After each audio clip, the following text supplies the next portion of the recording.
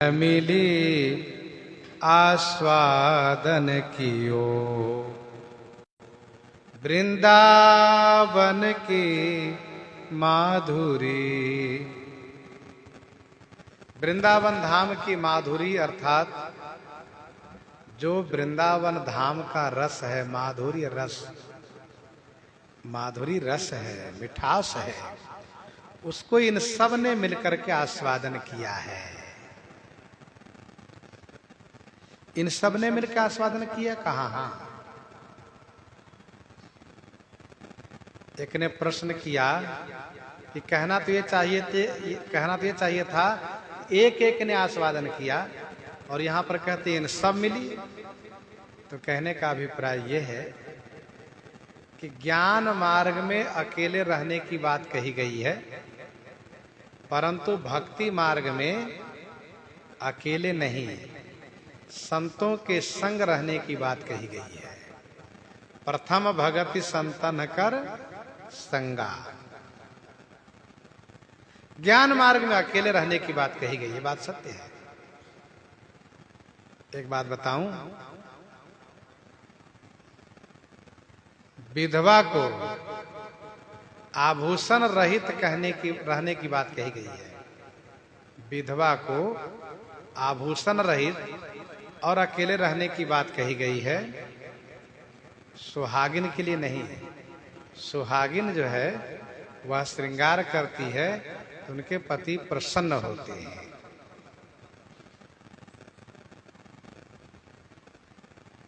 ज्ञान मार्ग में अकेले रहते हैं। श्री दत्तात्रेय जी ने उस कुमारी कन्या को अपना गुरु माना। किस कुमारी कन्या को? तो जिसको विवाह के लिए देखने के लिए लोग आए घर पर, तो उनके पिताजी उनके घर के और सदस्य बाहर गए थे और उनको पता चला कि ये जो लोग आए हैं मेहमान मुझे देखने आए हैं, तो उसके लिए रसोई के प्रबंधन में जुड़ गई। लेकिन चावल ही नहीं था तो वह धान कूटने लगी। तो सोचने लगी धान कूट रही हूं तो चूरी की आवाज हो रही है, चूरी की आवाज हो रही है तो इसे मेहमान को पता चल जाए घर में धान चावल भी नहीं है। तो उसने क्या किया, सब चूरी को निकाल दिया, दो दो चूरी रहने दिया। दो दो चूरी रही तब भी आवाज हो रही थी। एक एक चूरी को फोड़ दिया, एक एक चूरी को रहने दिया और फिर उसने धान कूट करके चावल निकाला, फिर रसोई बनाया। श्री दत्तात्रेय जी ने उनको गुरु माना। किस रूप में? का इस रूप में कि बहुत लोगों के साथ रहने में मन में खटपट होता है। बहुत लोगों के साथ रहने में मन में खटपट होता है। तो दो लोग साथ में रहे क्या? नहीं, दो लोग रहो तो वार्ता होती है, प्रपंच होता है, चर्चा होती है। साधना देश में अकेले रहना चाहिए। विविक्तवासी न सदा, अकेले रहेंगे, कोई प्रपंच नहीं। नींद आई सो गए, जगह भजन में लग गए, साधना में लग गए।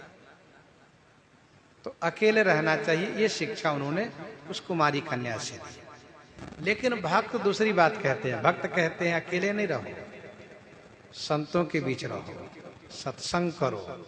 अच्छा, जैसे वह कन्या सब चूरी निकाल कर हटा दी, एक एक चूरी रहने दी, वैसे भक्ति मार्ग में चूरी की अधिकता से और शोभा होती है, अच्छा लगता है। तो भक्ति मार्ग में भक्त सुहागिन स्त्री की तरह है और ज्ञान मार्ग में साधक विधवा की तरह है।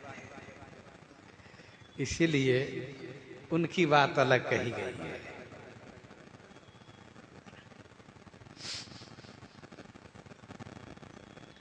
सर्वस राधा रमन भट्ट गोपाल उजागर। सर्वस राधा रमन, श्री राधा रमण को अपना सर्वस्व मानने वाले श्री गोपाल भट्ट जी महाराज अपने भजन के प्रभाव से उजागर माने विख्यात हुए। उजागर माने विख्यात हुए। ऋषिकेश भगवान, ऋषिकेश नाम के महात्मा और अली भगवान नाम के महात्मा, भगवान माने अली भगवान, विपुल विठल, विपुल विठल नाम के महात्मा, ये तीनों रस सागर, माधुर्य रस के सागर हुए। माधुर्य रस, प्रेम रस के सागर हुए ये। थानेश्वरी जगन्नाथ, जगन्नाथ थानेश्वरी नाम है, श्री जगन्नाथ थानेश्वरी नाम है।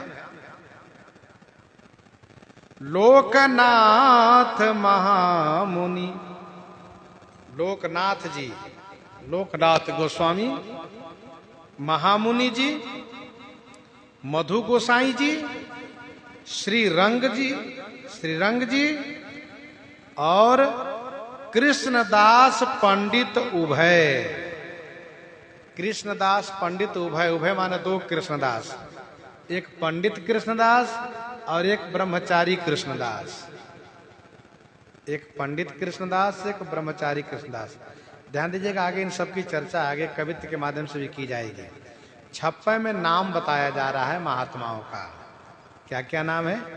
जगन्नाथ थानेश्वरी, लोकनाथ जी, महामुनि जी, मधु गोसाई जी, श्रीरंग जी और श्री कृष्णदास पंडित उभय, दो कृष्णदास जी। अधिकारी हरिअंग, अधिकारी हरिअंग, अंग अर्थात श्री हरि के प्रेम रस के अंग माने अंग रूप में थे, अधिकारी थे।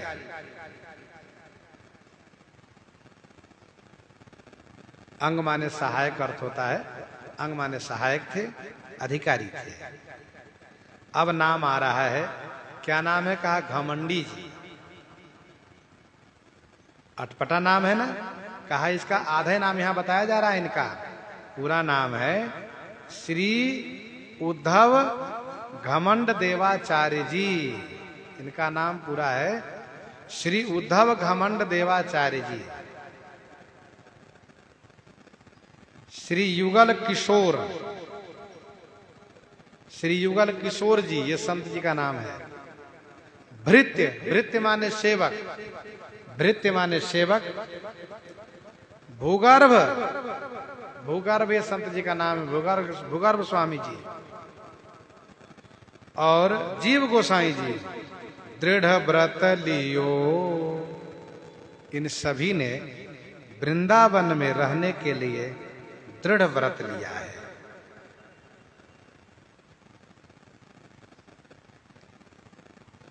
देखो बलि वृंदावन आनंद, नवल शरद निशि नव बसंत ऋतु, नवल सुराका चंद, नवल मोर पिक कीर को किला कूजत, नवल मलिंद रटत श्री राधे राधे, माधव मारुत शीतल मंद, नवल किशोर उमंगन खेलत, नवल रास रस कंद, ललित माधुरी रसिक दोबर, नृत्य दिए कर फंद।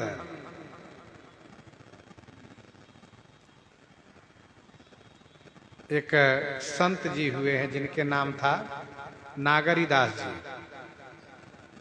नागरीदास जी का एक बड़ा सुंदर पद है। वे कहते हैं, भैया हम तो वृंदावन रस अटके, हम तो भैया भैया वृंदावन रस अटके, जब लगिया रस अटके नाही, तब लगी बहु जग भटके। भैया हम तो वृंदावन रस अटके, भय मगन सुख सिंधु माझ यह, सब तज कई जग खटके, नागरिया अब चरित बिलोकत, नागरिया अब चरित बिलोकत, नागरी नागर नटके। भैया हम तो वृंदावन रस अटके।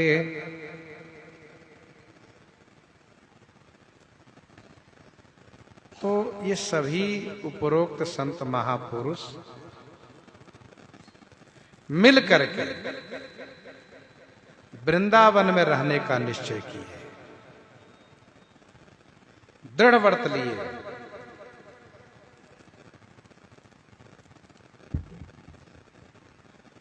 एक संत जी कहते थे, मैदा मिश्री मोहरई मेरे, श्री वृंदावन की धूरी, राधा रानी मोहन राजा, राज रह्यो भरपूरी, कनक कलश करुआ महमोदी, खासा व्रत खासा ब्रज कमरन की धूरी, व्यास ही श्री हरिवंश बताई, अपनी जीवन मूरी।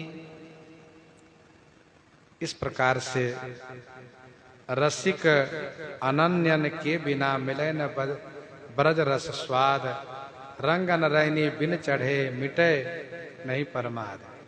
देखो नशा करने वाला अमली जो होता है ना, अमली नशा करने वाला अमली, गांजा पीने वाला, भांग पीने वाला अकेले नहीं पीता है,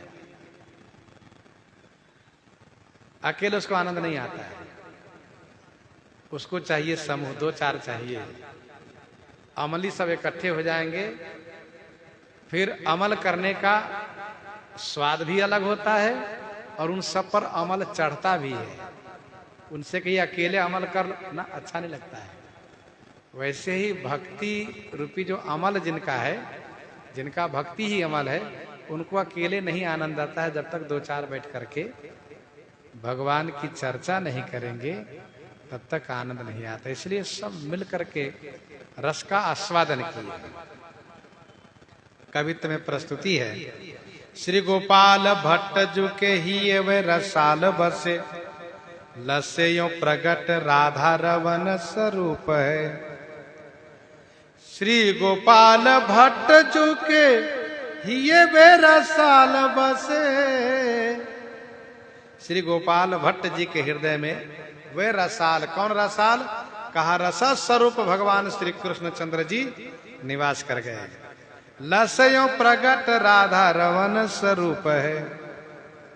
शोभित इस प्रकार से होने लगे कि वही बाहर जो हृदय में विराजित थे, वही बाहर श्री राधा रमण के रूप में प्रकट हो गए। प्रगट राधा रमण स्वरूप है। आनंद आ गया। श्री गोपाल भट्ट जी महाराज यात्रा पर गए थे और यात्रा पर गए तो श्री गंडकी नदी से श्री शालिग्राम भगवान को स्वयं लेकर आए और अपने स्वयं लाए और उनको शालिग्राम भगवान ऐसे भा गए कि उन्हीं में अनुरक्त रहते हैं, शालिग्राम भगवान की सेवा पूजा करते हैं। देखो शालिग्राम भगवान की पूजा की बड़ी महिमा है, बड़े प्रेम से पूजा करते हैं। अच्छा,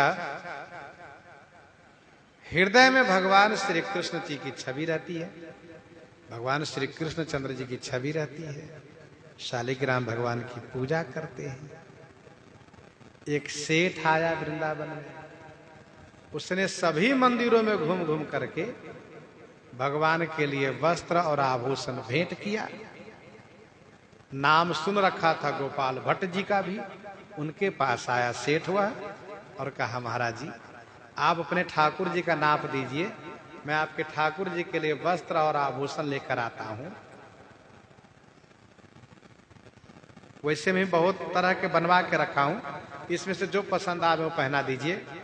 तो श्री गोपाल भट्ट जी ने कहा, सेठ जी मेरे ठाकुर जी शालिग्राम भगवान है, गोल मटोल हैं और सांवले हैं, इसीलिए उनको इन वस्त्र की आवश्यकता नहीं पड़ती।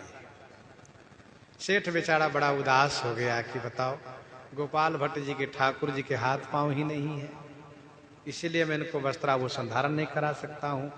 उनको कष्ट होने लगा। जब कष्ट होने लगा तो गोपाल भट्ट जी को भी कष्ट हुआ, उनको भी खेद हुआ कि अरे हमारे ठाकुर जी के यदि स्वरूप होते, विग्रह होते तो ये वस्त्राभूषण धारण कराया जाता है। फिर क्या हुआ, उनके मन में आया कि और कुछ न सही, कम से कम शालिग्राम भगवान पर अर्पित जो तुलसी दल है वो प्रसादी सेठ को दे दूं। गए तुलसी दल लेने के लिए तो देखा शालिग्राम भगवान गायब है, ठाकुर जी प्रकट है। नील सरोरु नील मणि नील नीरधर श्याम लाज हितन शोभा निरखी कोटि कोटि सतका।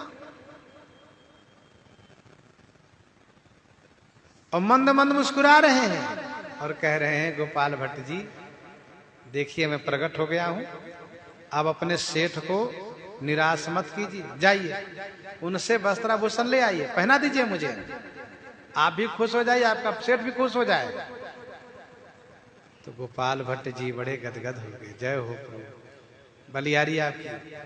भागे भागे आए तुरंत, सेठ जी ठहरो, ठाकुर जी विग्रह रूप में प्रकट हो गए हैं, आओ चलो तुमको भी दर्शन कराता हूं। ले गए, दर्शन कराए, और दर्शन कराए और फिर इसके बाद फिर उनको बढ़िया बढ़िया वस्त्राभूषण अर्पित किए, पहनाए, धारण कराए, आनंद आ गया।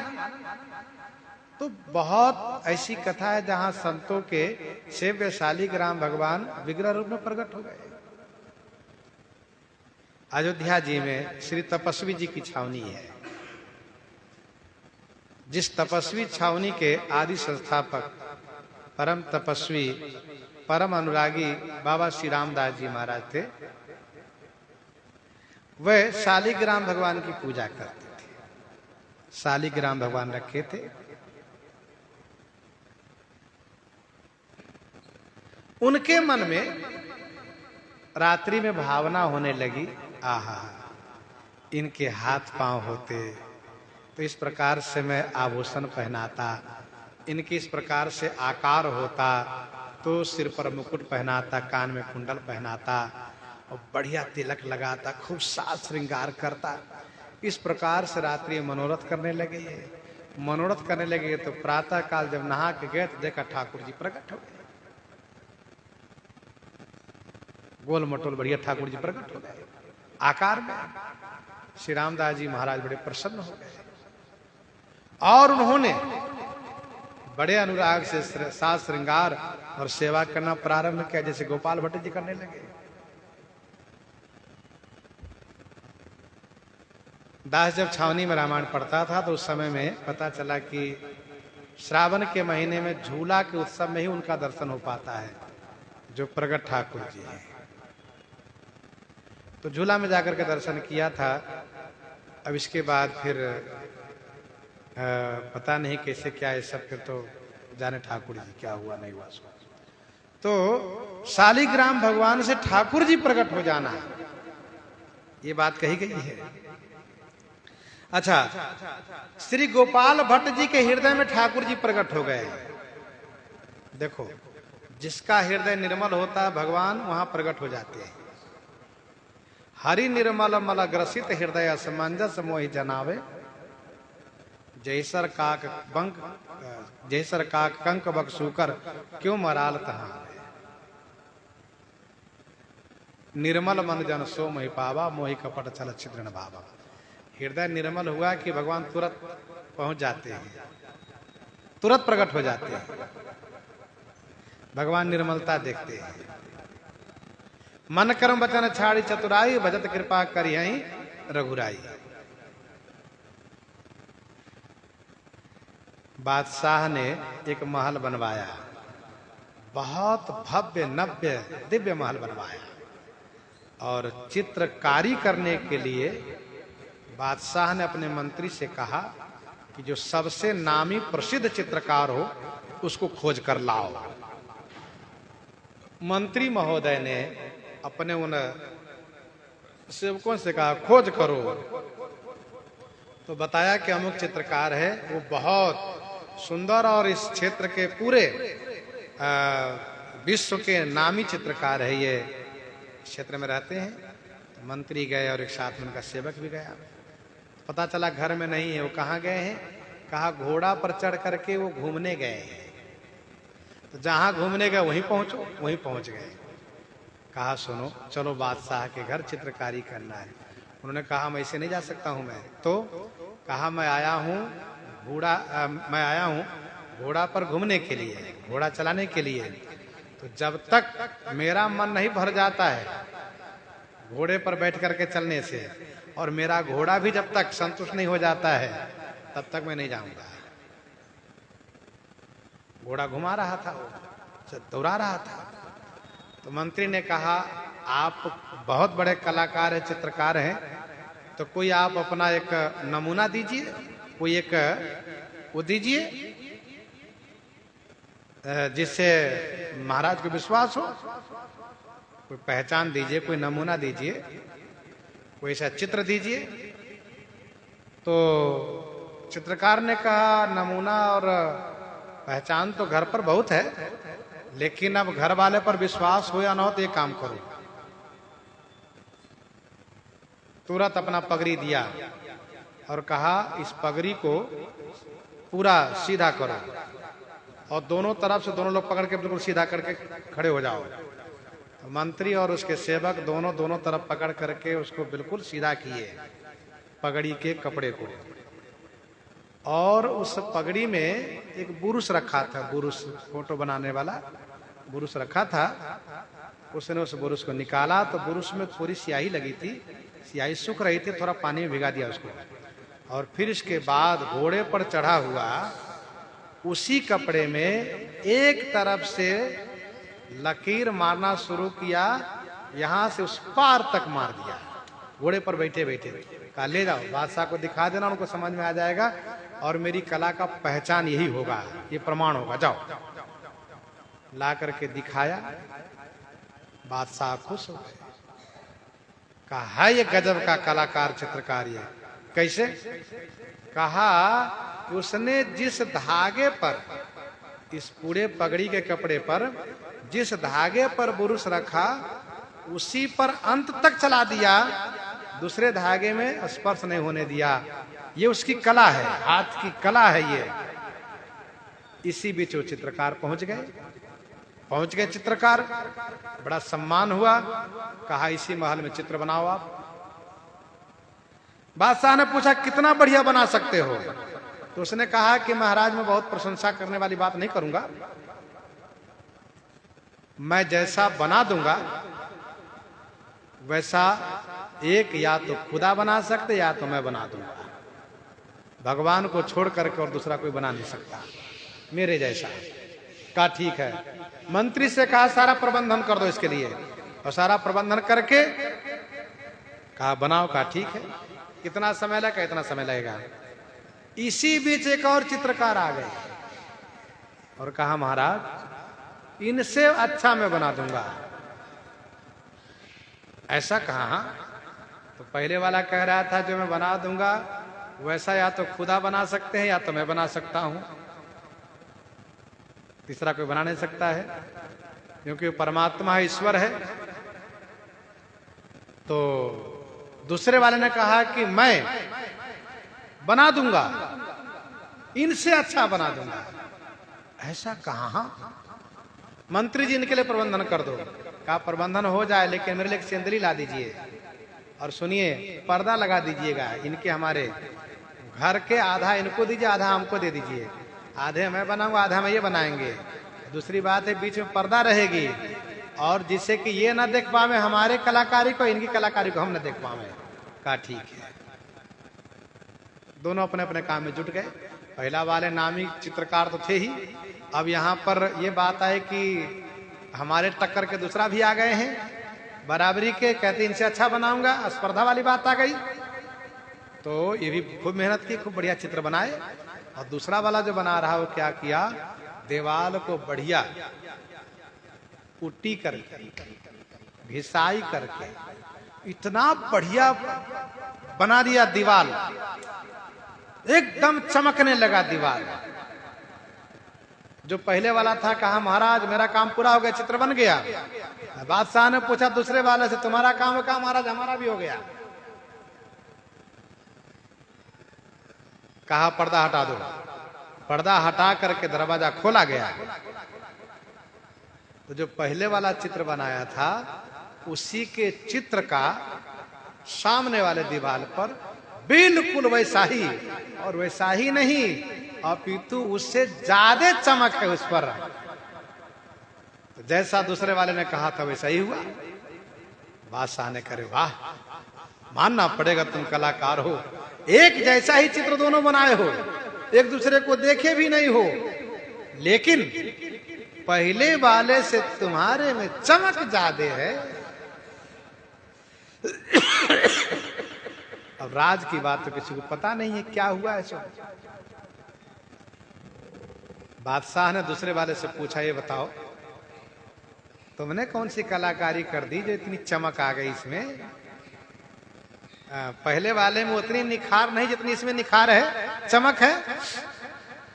उसने कहा महाराज सत्य तो ये है कि पर्दा डाल दीजिए तो कुछ नहीं है। मैंने कोई चित्र बनाया ही नहीं बनाया। कहा नहीं मंत्री जी पर्दा लगाओ, सही में कुछ नहीं बनाया है। क्या है? कहा मैंने केवल दीवार तैयार किया है, उसी दीवार में चित्र के प्रतिबिंब आलोकित हो रहा है।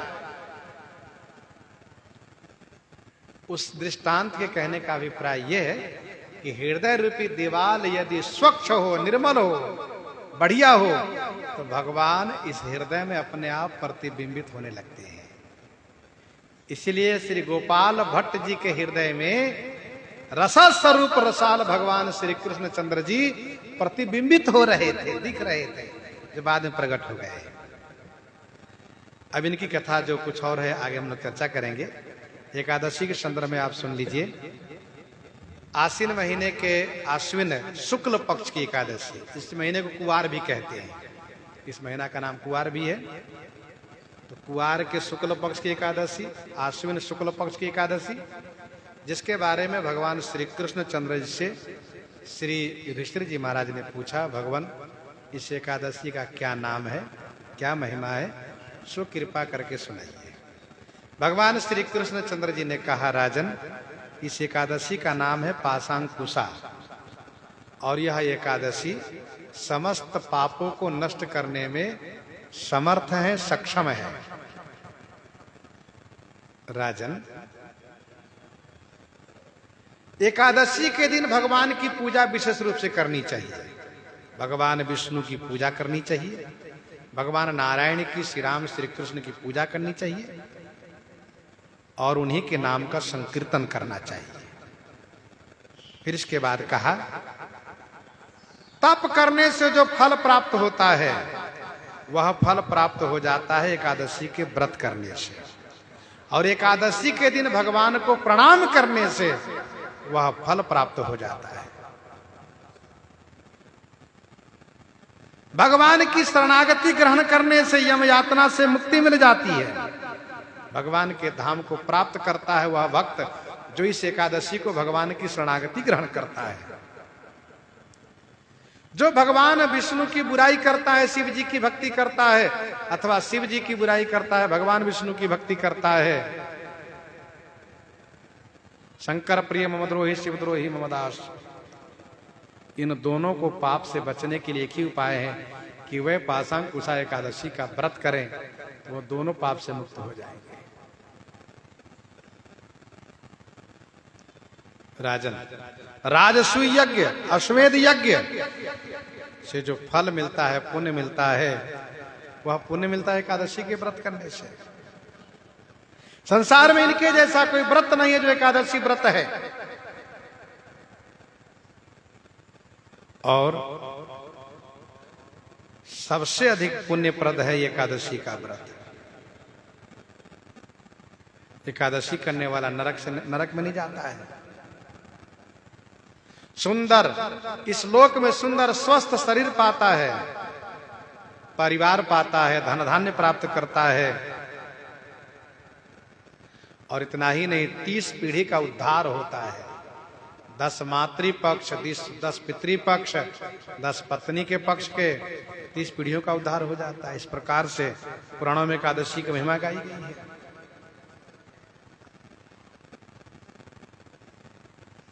और भगवान श्री कृष्ण चंद्र जी ने कहा, एकादशी के दिन अवश्य भगवान की पूजा करें, श्रद्धा भक्ति के साथ एकादशी व्रत करें तो सर्वाधिक पुण्य प्राप्त होगा। करई जो कर्म पाओ फल सोई, निगम नीति असिका सब कोई। तो भगवान श्री कृष्ण चंद्र जी ने एकादशी की बड़ी महिमा गाई है। इन्हीं के साथ आज सीताराम सीताराम सीता राम सीता